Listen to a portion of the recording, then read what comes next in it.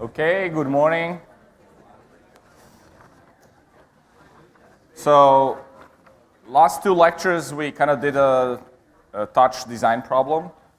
We learned about some of the operators that you can easily apply and recognize, like series resistors, parallel resistor equivalents, current voltage dividers, these kinds of things. So, I'd say these are quick things that you can do to simplify your circuits.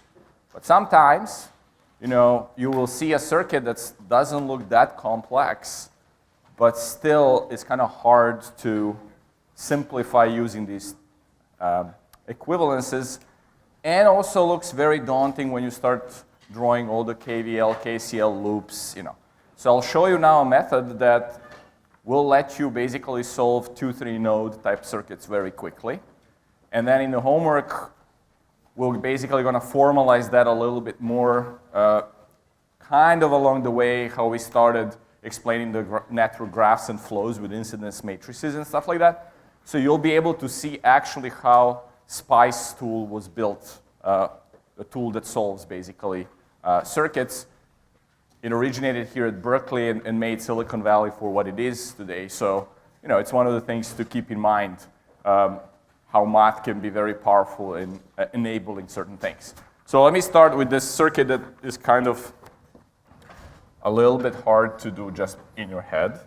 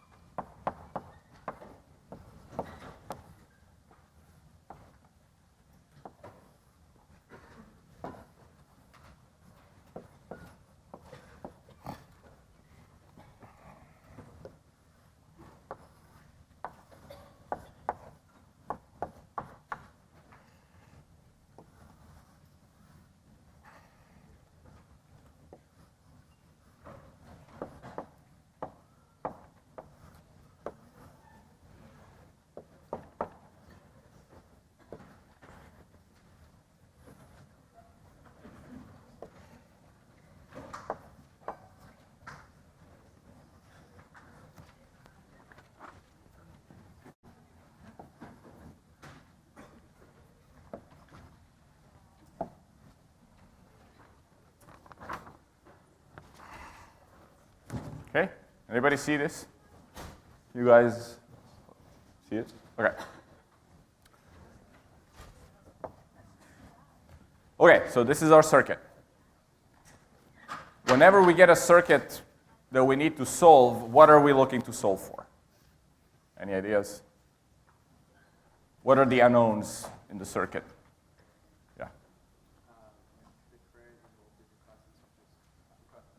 Yeah, just like in any network flow, potentials of the nodes and flows, meaning the current through the branches, are the unknowns, right? Those are the interesting things that we would like to find out, right?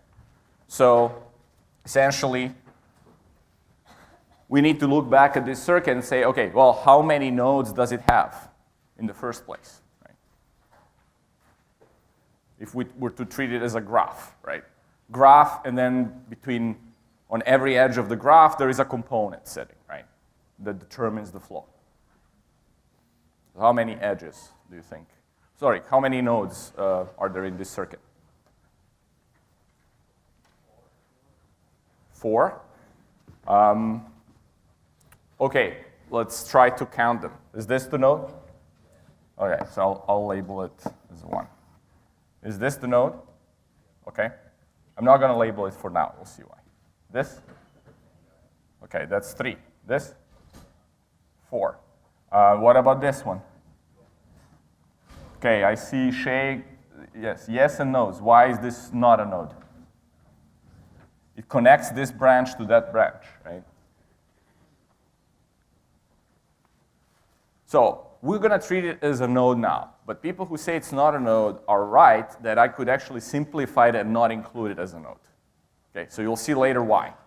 But for now, if I really want to be very pedestrian about solving this circuit, I will treat it as a node. Okay? So that's why I put this dot here. Okay, so let me take this off for a minute. Let's then go and label the potentials here. I'm now going to label the potentials of every node, not voltages, okay? And the reason is I want to show you how things kind of simplify after that. So let's say this is U1, U2, U3, U4, and let's call this U5.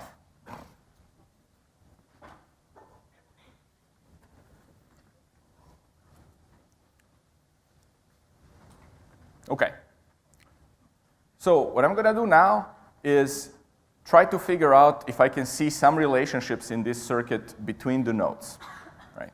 For example, is this node, the potential in this node, independent of the potential in this node? No. Why? What is the relationship?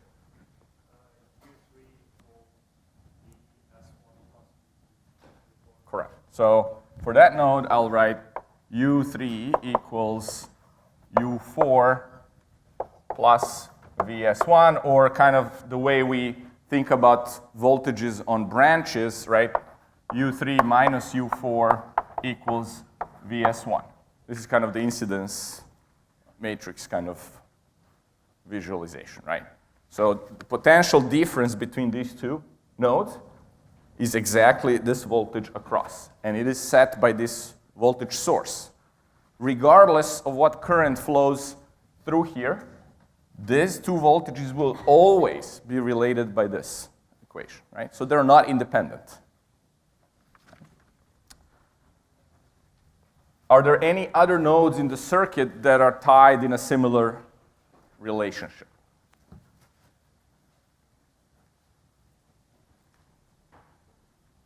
Yes? Yes, it's 5 and 2, right? So U5 and U2, again, U5 minus U2 equals Vs2. Right. So that leaves us with 1, 4, and 2 as potentially independent nodes. These two are already determined just by knowing all the others, right?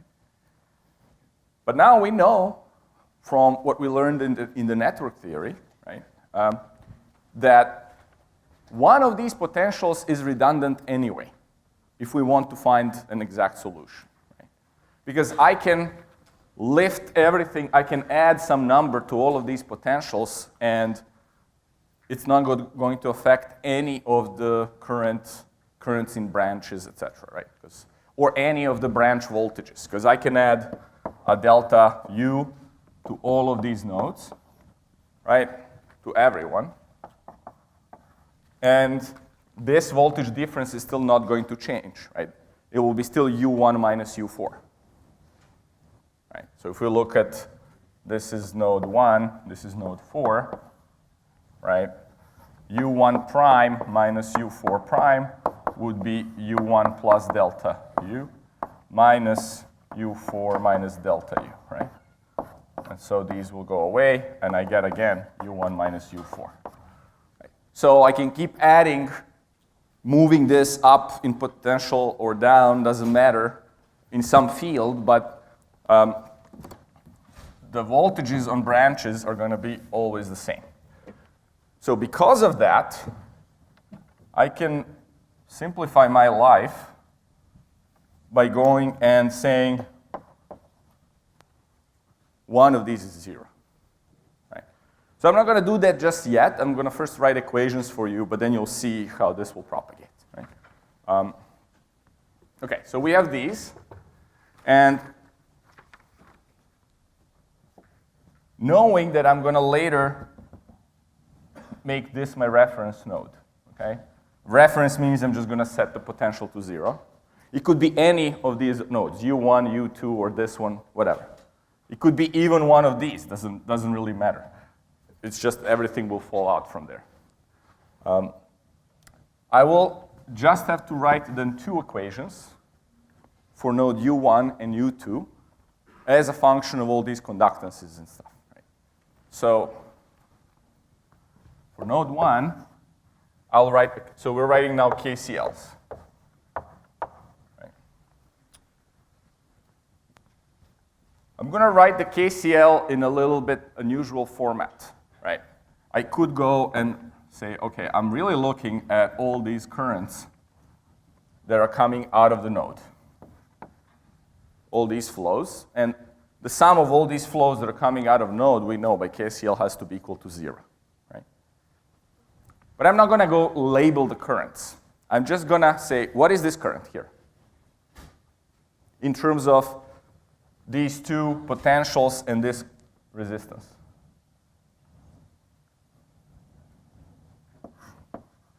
Can anyone tell me? Yes? Okay, so U1 minus U4 over R1. Just so I can keep things more compact, because I don't really like these fractions, I'm going to say this is G1 times U1 minus U4. It's conductance times the voltage, right, on the branch. So that's what I'm going to write here, right? I'm going to write G1 times U1 minus U4. Actually, we're going to probably run out of space. Okay.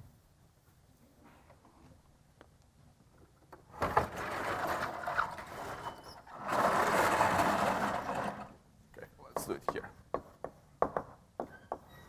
So it's G1 times U1 minus U4. Okay. So that's this current going down. Now, what is this current going between 1 and 3? In this same format. Yes?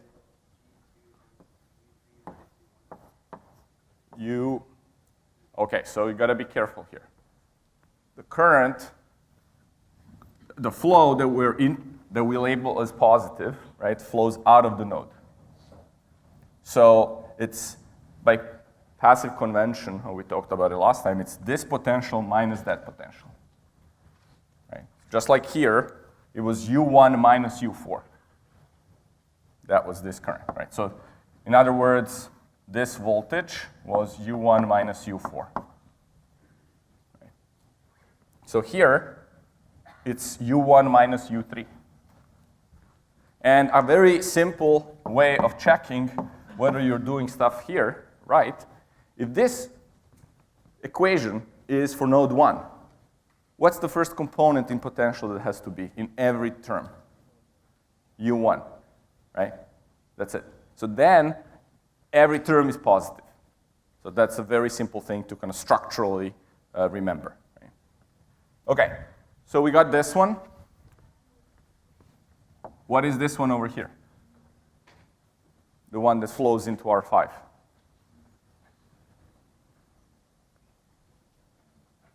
Any takers? Yes? Very quick question. Yep. Did I have what? Do you care about the direction of the current going in and out of the node? Or is it just It's just a convention, right? We said that current that flows out of the node, we're going to treat it as positive, right? But I might as well treat it as negative and then just be consistent because everything sums to 0 anyway, right? So it is minus 0 or plus 0. Doesn't really matter. So, anyone wants this term? Yes?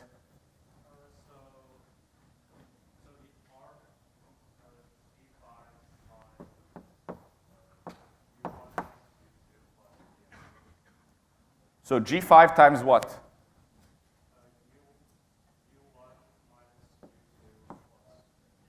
Oh, okay, you're going one step ahead. That's good. But for now, let's say it's just U5, right? But you're absolutely right. That's how you should do it, like in a speedy way, right? Okay, but this is for now, right? That's why I labeled that node 5, so just it doesn't confuse people. It's still just G5 times the difference of the potentials, right? Okay? And then we have this one also, right? What is this flow? We assume it flows this way, we trace it, and then we hit this. So what do we conclude? It's what? Negative IS. And that equals 0. Okay, if anything is unclear, please ask me. Yes? Why is it negative IS? Okay, so that's a good question. The question is, why is it negative IS? Let me label this flow out of the node as, I1. Okay? Well, I1 is the opposite flow of this one, right? But it's on the same branch. So it must be the opposite sign, right? So I1 equals minus IS. But here, over there, I'm adding all these flows, right? So I could have labeled that I1, and instead of this, written plus I1, right? But then when I replace it with what I1 really is, it is minus IS. Make sense? There was some other question? Yeah? The circle? Oh, what is this sign? That's a current source. Right? So we define a current source as an element. So this is a current source.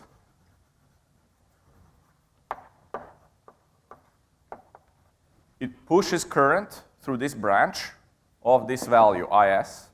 Right? So current here, I equals IS. For any voltage V between its terminals. Right? You can short it, it will still be pushing IS. You can keep it, you can add any type of resistor, it will still push IS. The forbidden thing for the current source is what? Anyone? I didn't talk about booms so far. Okay. So just by its definition, if IS is some finite value, some non-zero value, right? What is forbidden? Is it possible to have current source sitting like this, just on its own? I see heads shaking. Why not? The poor source is trying to push current, that's its job, right? The current has to be IS. But there's nowhere for the current to go. In fact, we can pretend that there's some resistor here, but this resistor is infinite. So, if this resistor is infinite, and this current is something, what is the voltage across here? So this voltage this is our load. V load is infinite. So infinite voltage means boom. Right? Right? That's bad. So while we're at it, okay, let's do this one.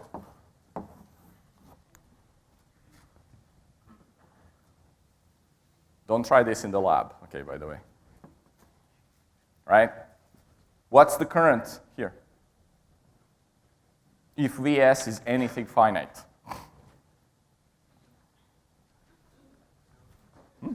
This is an ideal wire, so its resistance is 0, right? So the voltage will be, right? Well, the voltage cannot be 0. The voltage is Is. But what is I load? I load. That should be Vs over RL. So it's finite thing over 0. What is that? Infinity, right? That's boom as well. Okay? So, and you can actually, if you try to accidentally short the positive and negative of the supply, when you turn it on, actually you will fry the supply. Right? There will be a fuse in there that's going to blow because the current is going to start growing so much that it wants to protect you, basically. Right? All right. So these are just some tidbits because these sources are ideal, right? The normal real sources actually have some resistance to them. So normal voltage source, and we'll actually study that today extensively. Normal source is like this. It always has some internal resistance, okay? And that resistance kind of protects you from this infinity condition, however. And the current source always has also some internal resistance that's kind of in parallel. So there's always somewhere for current to flow, even if the terminals are open, okay? We're gonna name these two for any arbitrary circuit, a Thevenin and a Norton equivalent. So we're gonna do that today, hopefully, but just giving you a little bit heads up, okay? So let's go back to our equation. So for node 2, what do we have?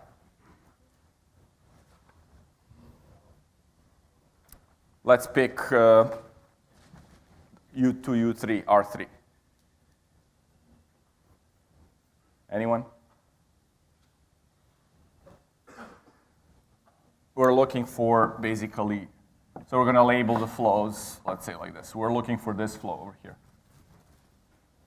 between 2 and 3.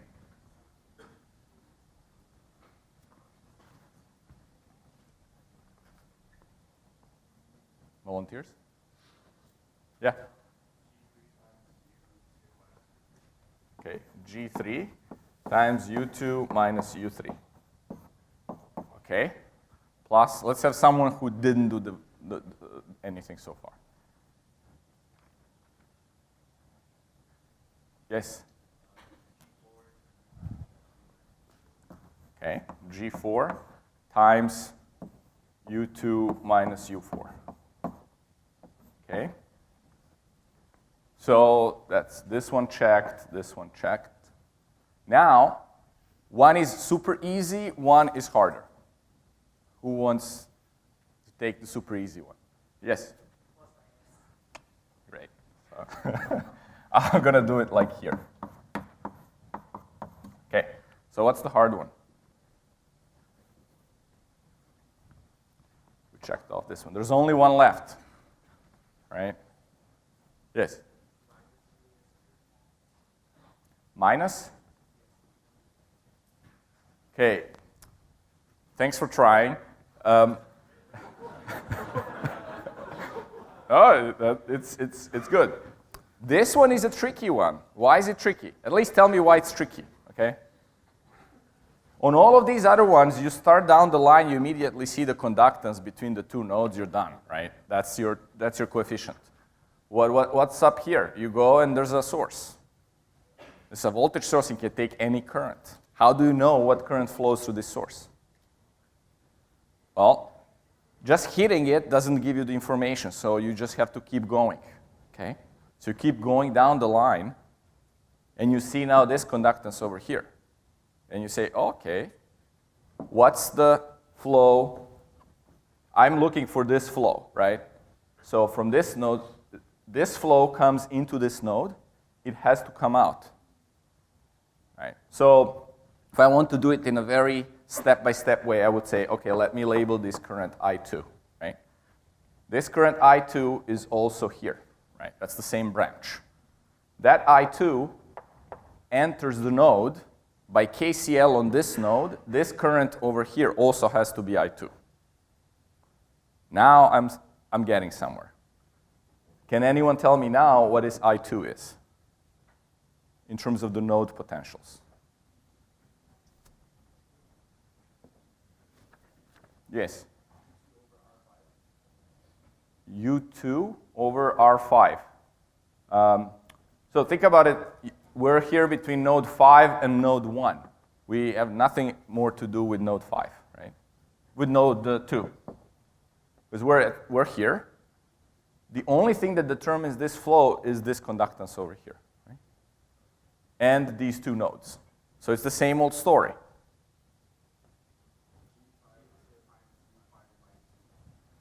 Okay, so it's G5 times U5 minus U1.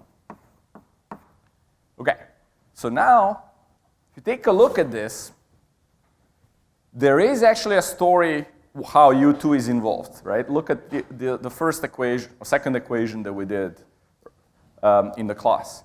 U5 minus U2 is VS2, right? So this one over here is really U2 plus VS2,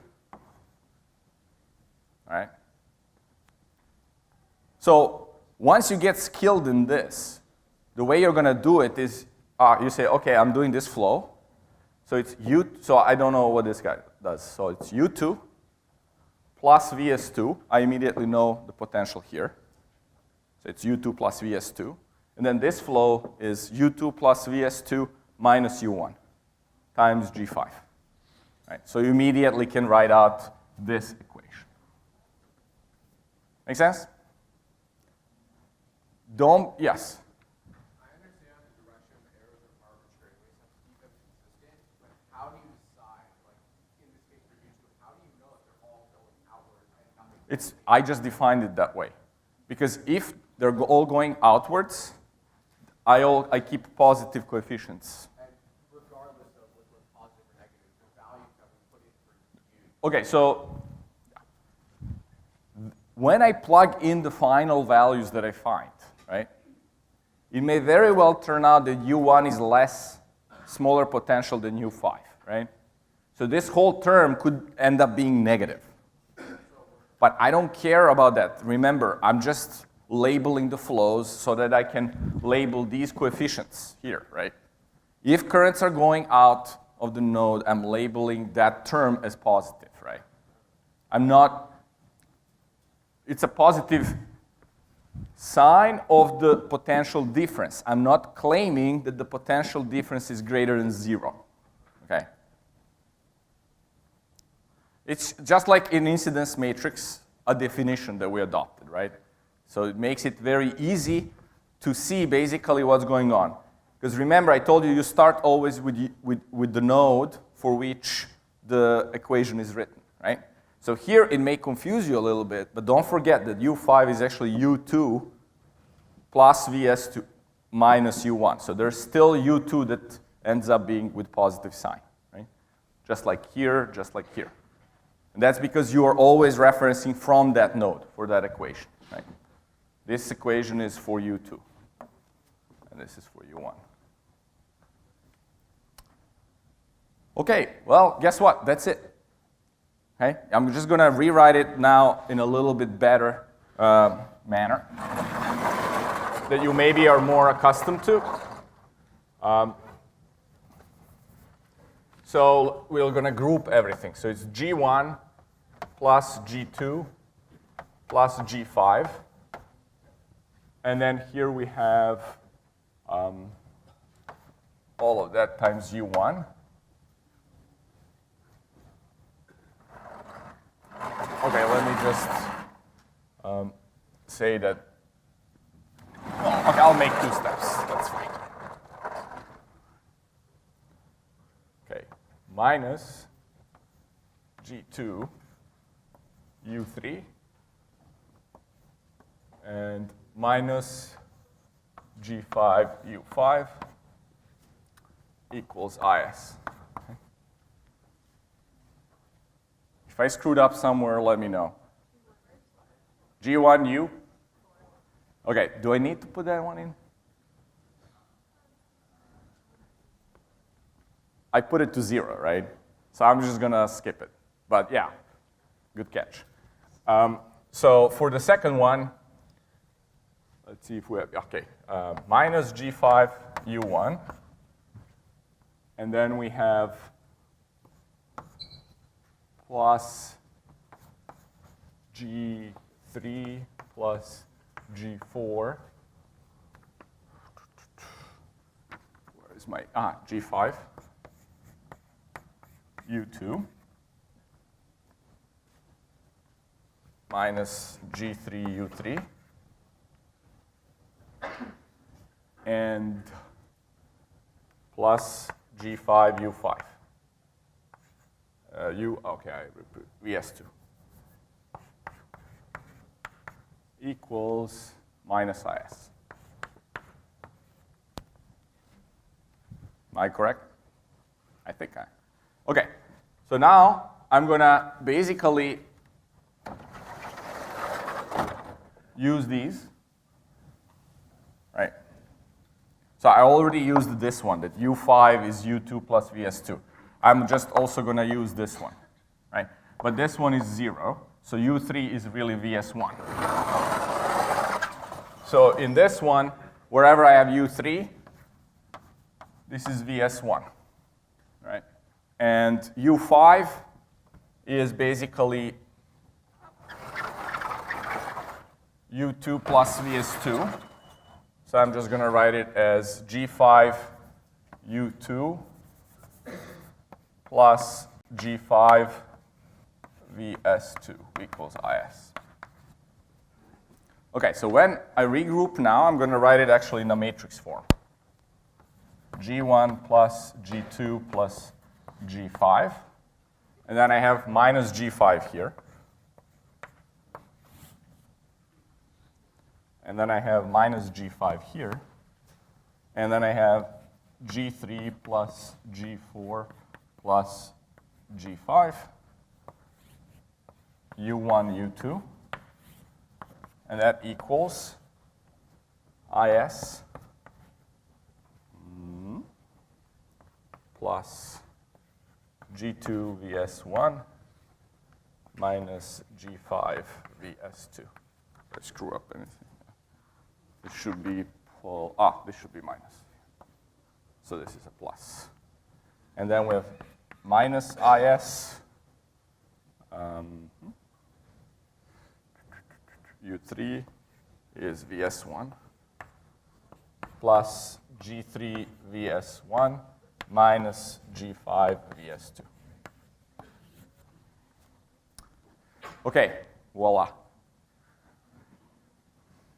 Of course, you don't have to write it in a matrix form. It doesn't have to be all this formal. When you do it, it's just going to be basically, it's just two equations with two unknowns, right? It should be easy to solve.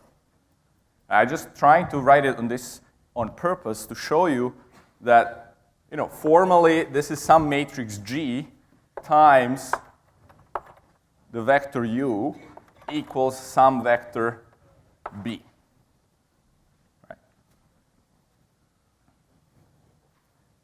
Once I solve for U1 and U2, I can basically go back and I solve for all of these guys, right?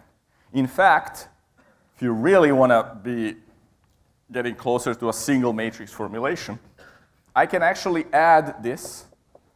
So remember, from here I have that U5. This is already in the form that I can add to that matrix. So I can make the whole I can make some new matrix G prime times a vector of all potentials equals essentially a vector of linear combinations of sources, right? If you take a look at what is here on this side, it's a linear combination of sources, right? Current source, conductance times one voltage source plus conductance times another voltage source, right? So this side will always have the sources. This is potentials. These are conductances. Right? Now, if I extend this matrix to represent U3, U4, U5, I will have to deal with adding these equations. So what does this equation remind you of? For example, if I want to add this one, okay? U3 minus U4 is VS1. So that would be, first row is for U1, second row. Right. So we have two entries, and now I'm going to add this one. Right. This is my third entry. Right.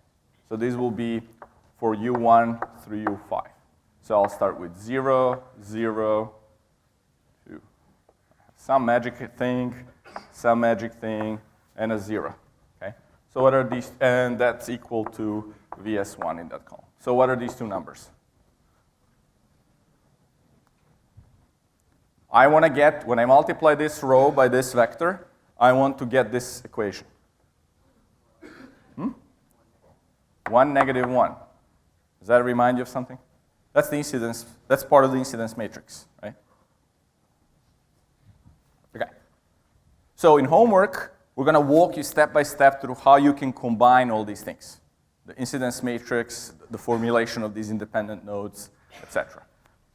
What I want you to know from here is essentially how to write this one quickly. Right? So look at the circuit, pick a reference node. It absolutely can be anything. It could be this one, that one, that one, this one, that one, any node. Okay? Pick it, make it 0. That's the first step.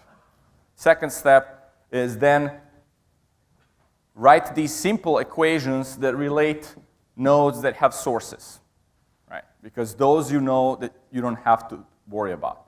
And then find the nodes which are independent, right? Which don't have basically the source attached to them, between the two, right? So we found like this was our node 1, this was node 2, and for those we wrote 2 KCLs and we're done. Yes?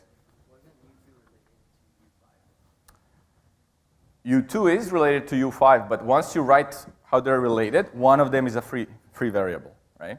So then I picked that to be U2. Well, if I write U2 minus U5 is VS1, right? Then one of them needs to be found, right? One of them is independent, and we'll set then the value of U5. Right? If I said, okay, U5 was the one I want to find first, then I would have labeled this node as the KCL node that I want to work with, but this one will then be dependent. Right? It's either way. Right? And once you find the independent nodes, you write these two equations, you're done. Okay? We're going to be practicing this quite a bit in homework, discussions, etc. So don't be discouraged if it's confusing a little bit right now. But keep in mind, it's a very powerful tool. Even if you have a single node in the circuit, it's just a single equation, it's easy to write this way. Okay? Okay. One big thing from here that we can note is that I can write this if I'm looking for potentials V as G minus 1 times B.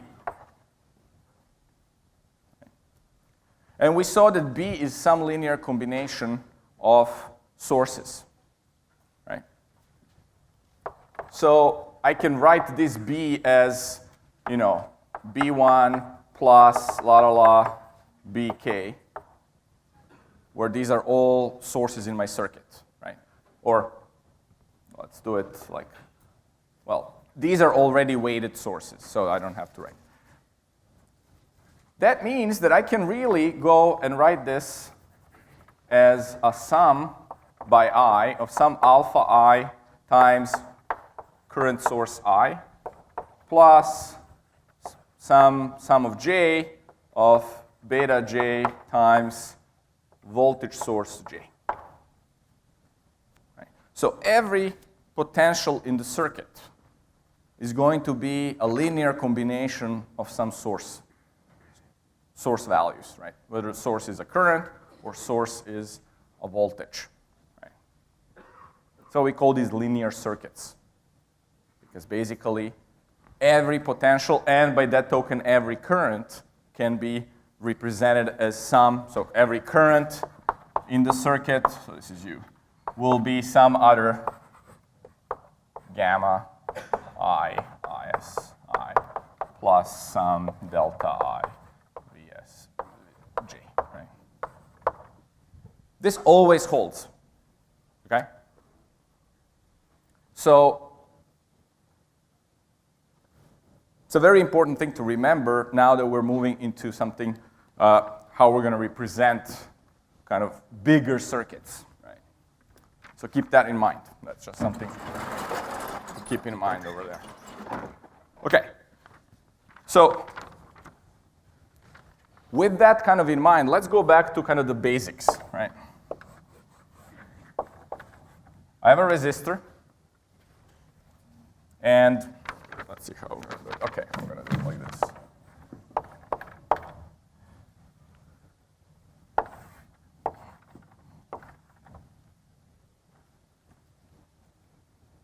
Okay, this is a resistor as an element.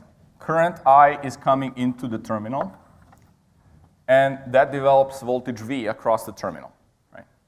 What's the relationship of the current and voltage and this resistance? So what is this voltage equal to? I times R. Okay, I can graph this.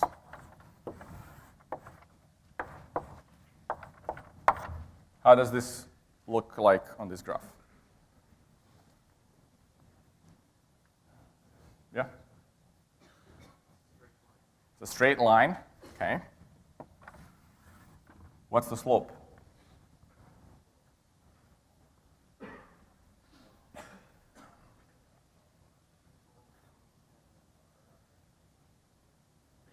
Something to do with R, that's right.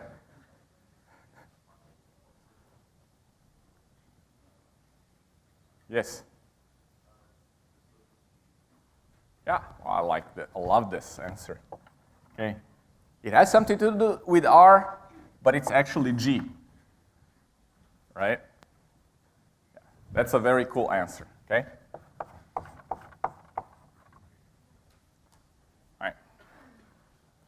So let's test it, right? What happens if R increases to infinity? How does this slope move? Goes down, right? So it goes all the way up to here, right? So that basically tells you when R is infinity, what's the current? 0 for any voltage, right? So if you have an infinitely large resistor, which could also be like open air between the two lids, right? Because air is a dielectric, it has near infinite resistance, very, very large. Then current will be 0 for any voltage. That reminds you of our discussion last time about how we sense stuff from the touch on the wires that are open, right? So that's basically that. Okay, so this will go down as R increases. So this line here is for R equals 0. So if R goes to infinity. If R goes to 0, where does the line go? Toward the y-axis, right? So it goes here. This is R equals 0. That means if this becomes a short, right, an ideal wire, and I'm looking for voltage and current, what's the voltage? 0, right? I'm on this axis. Voltage is 0 for any current. I pump any current through it. And that's why we use kind of, here, this is an ideal conductor, right? So I can extend it however much I want. It's still this one node. Doesn't matter how I draw my circuit, because ideal wires carry 0 potential, 0 voltage on them. Okay, so let's do another one.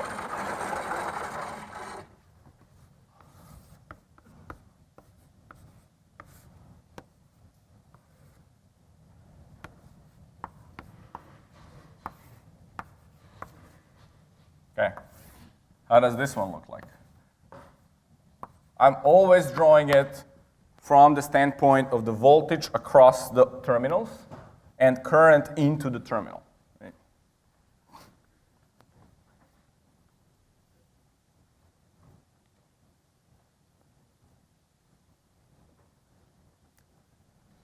So what is V? Vs. How does that look on this graph?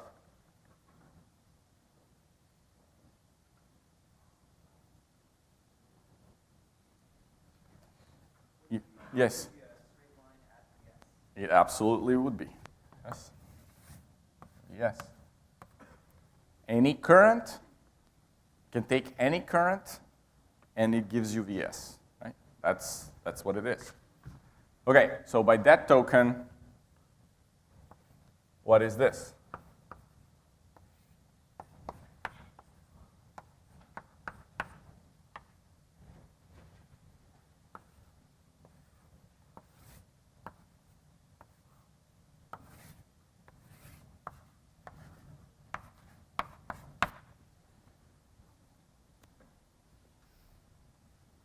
There's a little trick here.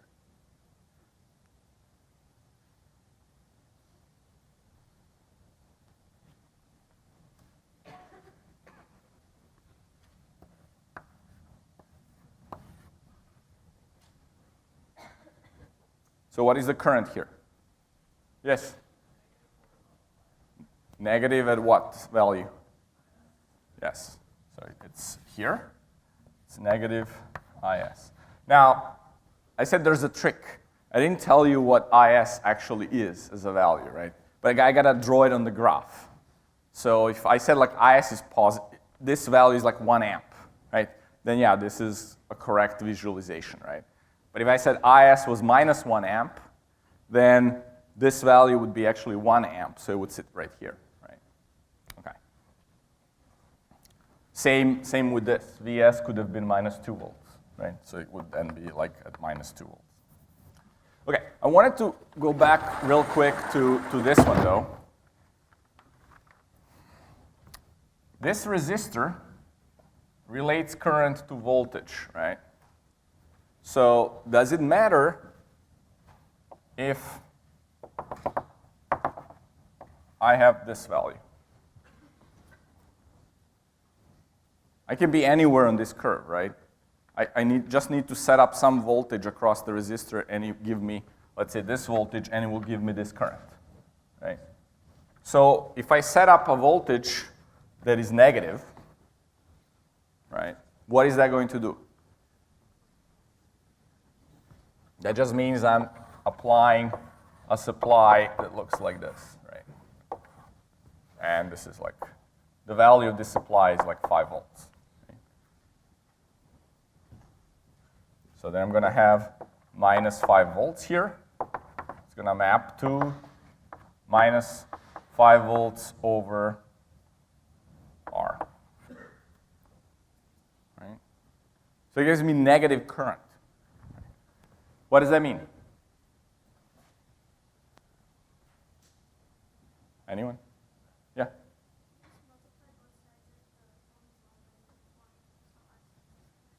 It stays the same, but what does this negative current mean on its own? This I, I'm calculating it to be a negative number for this flow that I assumed. Yeah, that just assumes, if I assume the flow the otherwise, it would be a positive number, right? But it's okay, right? So whenever you label stuff in your circuit, don't worry about it. The only thing that you need to worry about is that this relationship only holds with this positive sign here if you obey the passive sign convention, right? That's all that matters for that local branch. Otherwise, if in the end of the day currents end up being negative values, okay, so be it, right? Voltages end up being negative, that's fine too. Right? Okay, so okay, while we're here, I'm gonna do one more thing.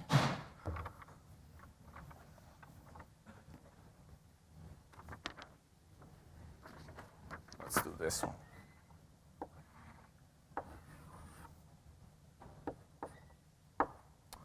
Maybe I'll do it on the other board.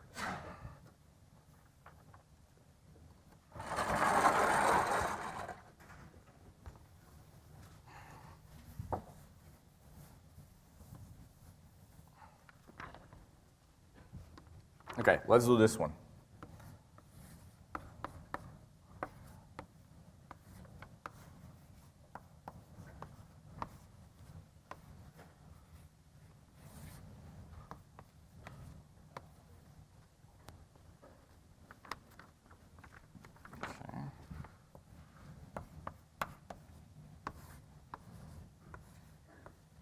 So let's say I have a circuit like this. Starts looking like kind of some of the touch dividers that we did. I have a source.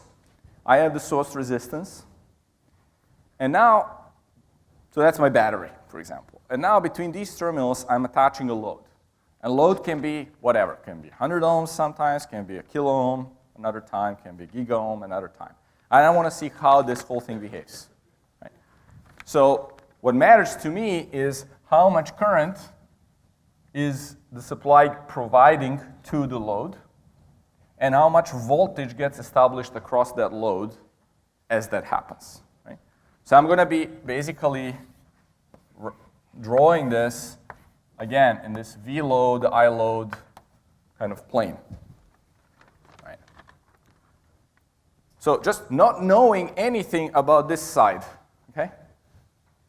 And just looking at RL, what is the first equation I can write? If I only care about IL, VL, and RL.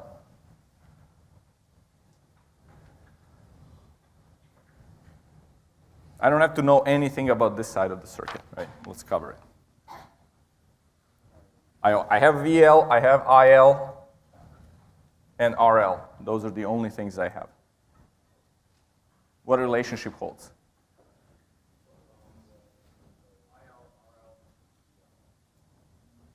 So say again? Okay, so IL times RL equals VL. That's right. So there is a passive sign convention. I obeyed that, so it's just Ohm's law on that resistor, right? Okay. In other words, I can write this as IL equals VL over RL, right? So how do I represent that on this graph?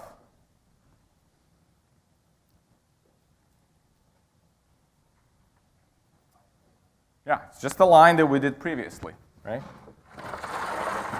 Just this line. Right, so it'll be some RL line. Well, this slope will be 1 over RL, right? Okay.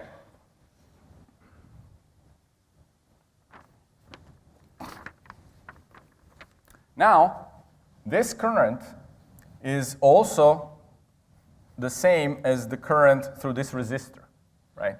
Because the current through this resistor, this is KCL on this node, is going into the node, and the current into this resistor, RL, is going out of the node. Right, so we can label this current IS. So IS equals IL. That's KCL. Right? So what is this current equal to? Just in terms of this voltage and that voltage. Yeah? Okay, so that's equal to Vs minus VL over RL or RS? RS. All right. Okay, so if I now look at this expression, how does that look like on this graph?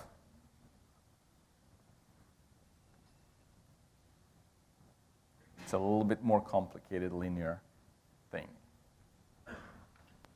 There's still an IL, there's still a VL. That's the graph, IL, VL.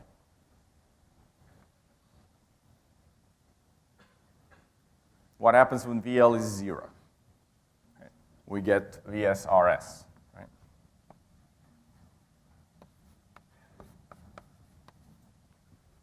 For what value of VL we get 0 here? Vs, right? That's over here.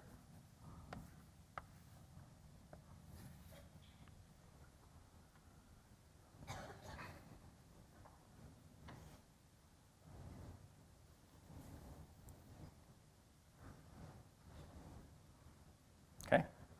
So, I mean, you can continue this line. That's fine. But the key is that if I'm given an RL, so notice that this slope does not depend on RL at all, right? This slope depends on RS. But if I'm given an RL, that fixes this line, right? And therefore fixes a solution. So I have a supply, I pick an RL, I attach it to the supply. It will give me exactly one-to-one value of ILVL, right? That's basically this point over here. Now, I take another resistor, 10 times bigger, right? And I go and plug it in. What's going to happen? Can I figure out where the solution is? What's going to happen with this line if the resistor is 10 times bigger? Tilts down, right? So it will be some, let's say, line like that. And where's the solution now? Solution is in this intersect. Right? So this is called a load curve, right? This line is the property of the supply, right? If I take this and I box it up, like you have in the lab, right? That line is the property of that box, regardless of what load I add, right? And I can calculate that. And then once I have it, and I plug in the load, then I have this line, and I can figure out all my solutions. So what we're going to do next is basically doing that, but just for like just about any circuit you can imagine. Right? Any circuit, even this one we did over here, as long as I define any 2 points to which I want to attach a new element, right, can be represented as a supply. As a supply with some resistor. Right? And then from that, I can figure out how that it reacts to that thing that I added, right? So let's just do that real quick. Let me see. Oh, okay.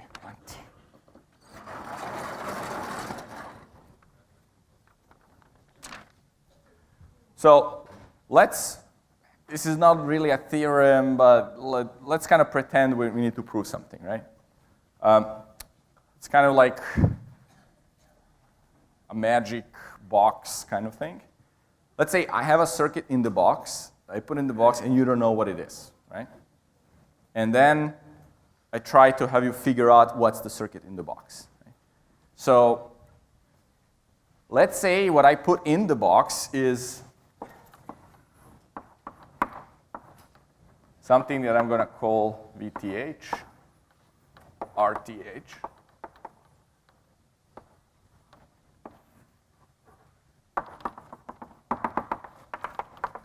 And this is a box. You can't see inside this box. But what I'm going to reveal to you later is that it's really just a voltage source and a resistor, a series resistor. Right? But you don't know that. Right? The terminals are open.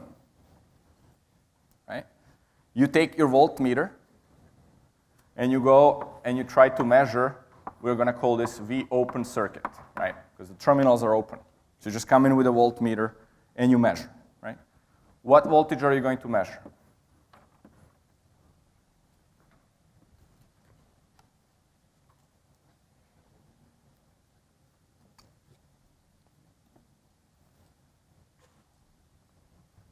Is the setup clear, right? We have a source and a resistor. These terminals are open, and I come in with a voltmeter and I measure some voltage. Right? So maybe take 30 seconds to talk to your neighbor. Let's see what that is.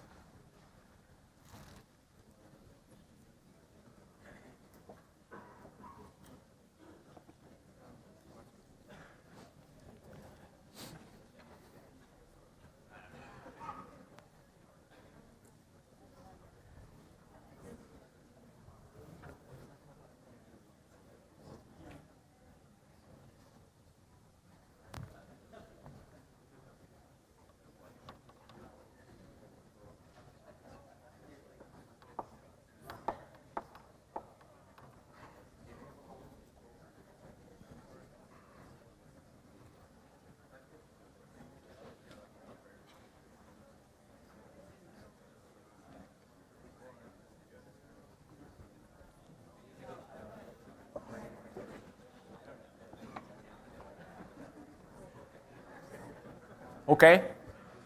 Yeah, yes. Same as the source. That's correct. Why is that? There is no current, right? There is no current through this guy because here, between these two terminals, we have an infinite resistor, right? It's an open.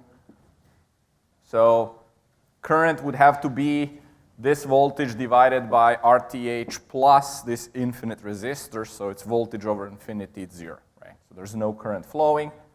There's no current flowing, there's no voltage drop across this resistor, right? So by KVL, this goes out. It's the same thing that we did basically in our touch, right? When we were measuring voltage across the open terminal, and therefore there was no current flowing, right? So you could measure actually what's happening inside. Yes? It's just a subscript for now. Later we're going to call it Thevenin, according to some guy who actually figured all this out. Yes? Okay. Is it clear that the current is 0? Okay. So if this current is 0, I can basically pretend like there is some voltage on this. So what will be the voltage across this one? 0, right? So the voltage here is 0. I can then do a KVL loop from this node. If I go up this way, up to here, I get VOC, which is this voltage, plus 0. And I'm already here. That has to be equal to this voltage, right? Right. So V open circuit is VTH. Okay. So if I now go and same box,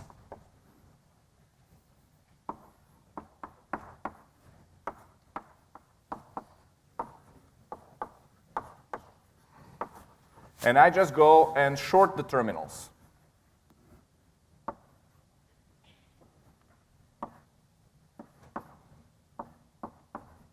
Like just so we're clear, I could draw this as well as adding a real voltmeter here, right? This voltmeter would read out a value VOC.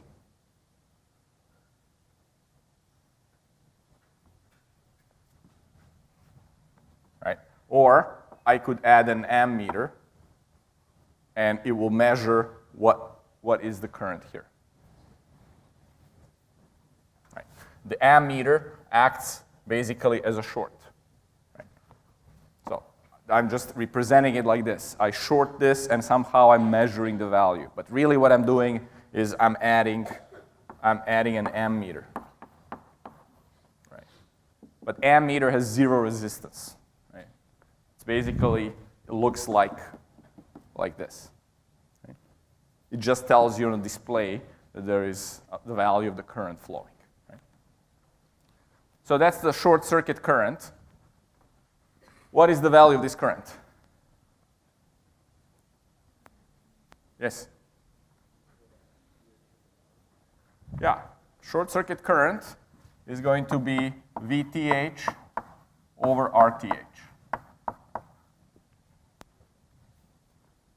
Is anyone confused with this? It's just Ohm's law, right? Because this voltage here is basically the same as VTH.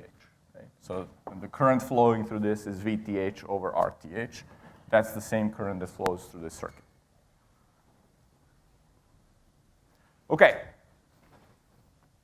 So V open circuit over I short circuit is how much?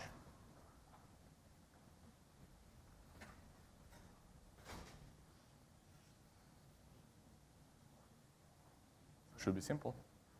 RTH.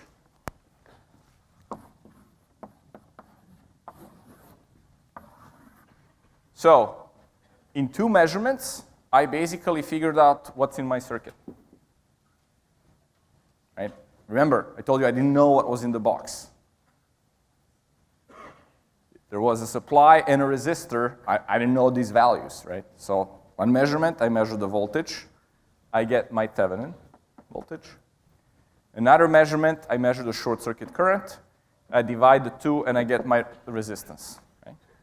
And now I know, and you can actually do that for real in your lab, basically to measure the series resistance of your voltage supply.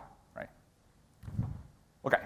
There is another way that's more convenient in circuits to measure to do RTH. Okay? So let's take a look at that real quick. And it actually has to do a little bit with this.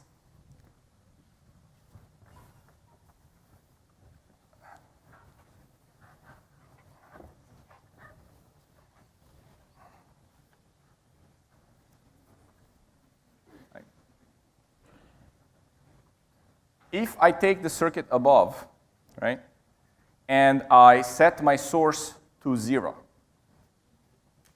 right? So if Vs goes, or VTH, goes to 0, what does that circuit become? Right. In place of VTH, what do I draw? An open, a short, something. Short. Right? We did that like on one of the, maybe I deleted, maybe I erased it. Okay, I erased it. But basically, if VTH goes to 0, the voltage is 0 for any current. So that's a short, right? Then there is RTH here. So this is my box. This is what's inside the box. In other words, if I take my power supply, I take off the supply, kill all the sources inside, all I will see from this terminals is RTH. When I say see, I would usually label it like this. But in order to do that, I actually need to apply some external voltage,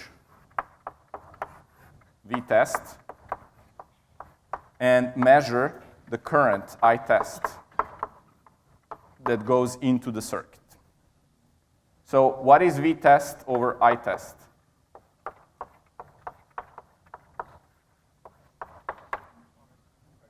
It is RTH. Right. Now, what I did here, I nulled the voltage source. If I had a current source, I would also need to null it in order to measure this. What would that current source look like when it's nulled? As an open, right? And this is the beauty of it, okay? When I null the voltage sources, I get something that's very simple. That's a short. When I null the current source, I get something that's even more simple. That's an open. So my circuit simplifies, okay? And because my circuit simplifies, it's easier for me that way to figure out what R Thevenin is than to go and calculate the short circuit and then divide the two. Okay, and you can try both approaches. You'll see, we'll do one really quickly right now, just so you can see. But basically, it is more powerful.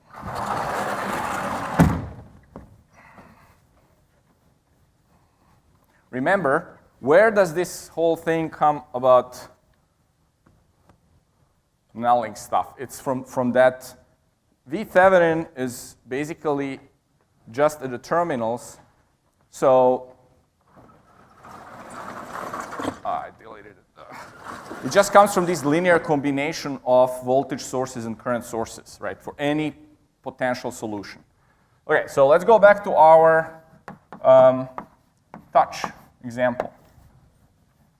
We have R1, R2,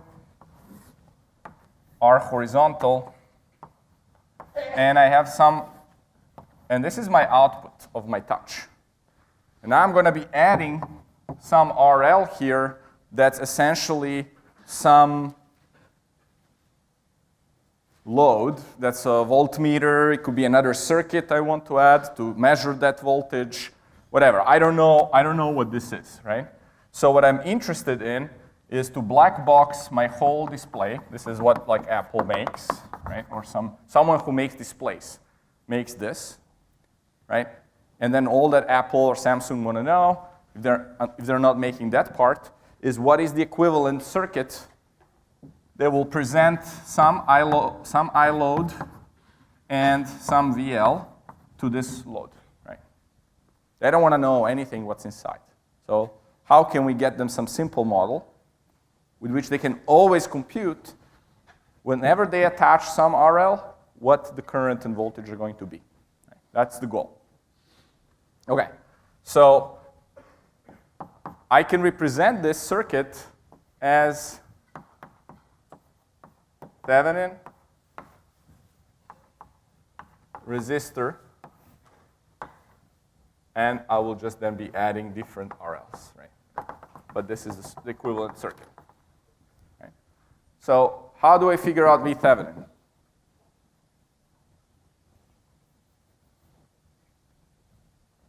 Right? I will open these terminals and measure the open circuit voltage between these terminals.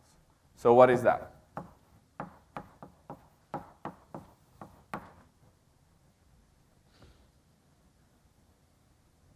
We did it in the last lecture. If this is open, is there current flowing through this resistor? No. So then this voltage is the same as this voltage, right? And what was this voltage? It was some divider, right? So it is R2 over R1 plus R2 times Vs. Right. Now, if I wanted to do short circuit current, that becomes a little bit yucky because I have to short these, right? And then I have to calculate the equivalent resistance here, then find this voltage, and then find the current, which is a little bit tedious, okay? But I can do it in one shot with that method over there. So let's see how that works. I null the source. Oops.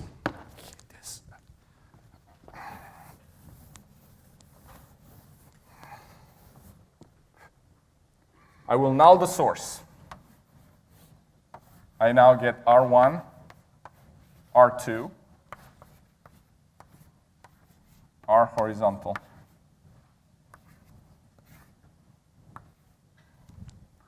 Right? And now I'm attaching V-test. And I measure I-test. When you get practiced, you don't even have to draw this. You can say, what resistance do I see into these terminals, right? What is the equivalent resistor here? Anybody tell me? So RTH is V-test over I-test. But do I even have to calculate currents and voltages? If I go this way, what do I see first? It's RH. Right? Then, what are these two? Are they in series with RH or not, or in parallel? Okay, so maybe let's redraw this a little bit.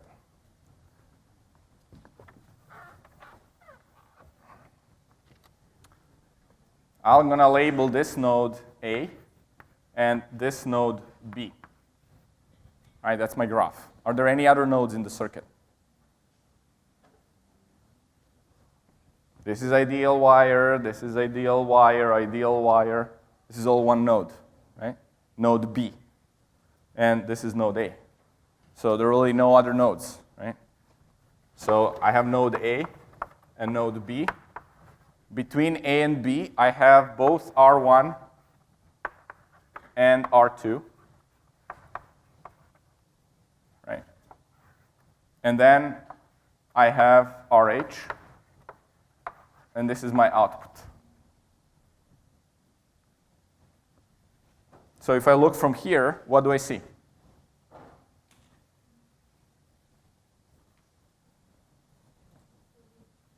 Maybe take 30 seconds. Tell me what is the RTH here. Why don't you? Yeah, talk to each other a little bit.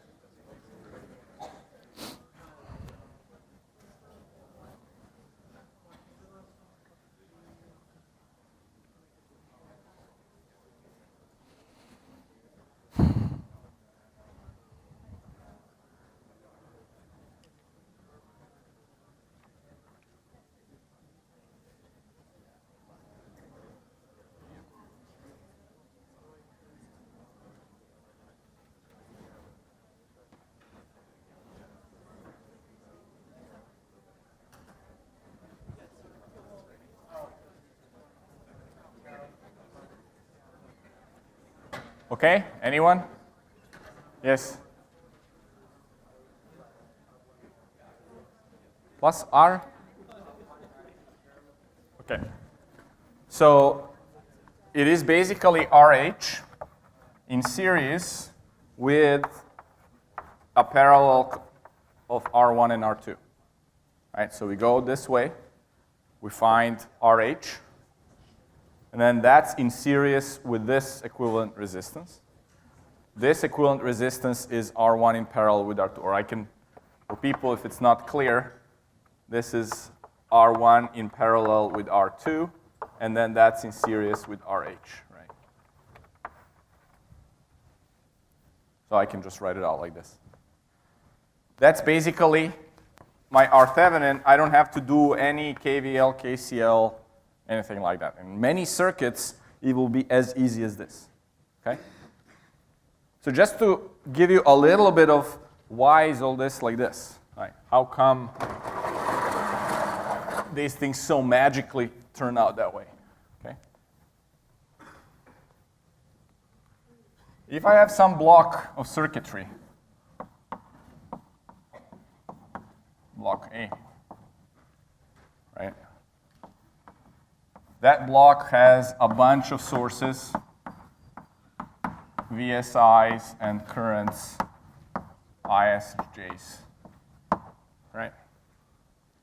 If I'm measuring an open circuit voltage here, right? I'm going to say this is VOC, this is VThevenin. It is what? It's some linear combination of these, just like we derived with the whole nodal analysis example, right? So it is going to be some alpha I VSI plus beta J ISJ, right? Now, if I'm representing this circuit as VTH, RTH, and I want to find RTH, right? We said that you find that by setting this to 0, right? If I set this to 0, it becomes a short, and I immediately see RTH only from the terminals, right? Well, if I'm setting the Thevenin voltage to 0 in this equation, what does that mean for all of these sources? The only way for me to do that is for all of these sources to be 0. Right? That's why if I have a circuit and I want to apply V-test and measure I-test to get R Thevenin, I really need to null these sources. Right? That's kind of a more mathematical explanation why I did just what I did a moment ago. Right? So then this circuit becomes essentially a bunch of shorts and a bunch of opens, and then I go and figure out my R Thevenin. Okay? Okay? Thanks, everyone.